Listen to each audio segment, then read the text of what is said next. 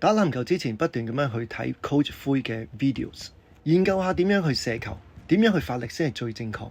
喺 Coach 灰嘅 video 裏邊真係學到好多嘢，淨係睇就冇用嘅，一定要落場練習。首先一樣嘢，個人一定要直 upright， 唔能夠 lean forward， 因為啲力由下而上，傾前咗個人就冇 power， 就好似舉重一樣 jerk dip， 個人一定要 upright elbow up。向上就用 leg drive， 個波向下咧就用手腕鎖實個核心肌肉，由下而上跳，跟住手腕個波就自然入咗。同埋當我攞咗波嘅時候，手指一定要對住條線，個波喺個 chest 前邊，手腕預備好跳，手踭提起，手腕用力，個波就會形成拋物線。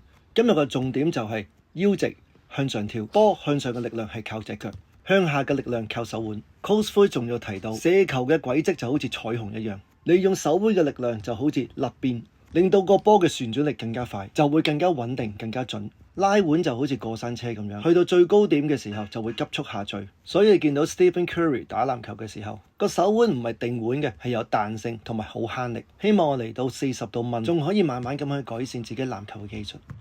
完。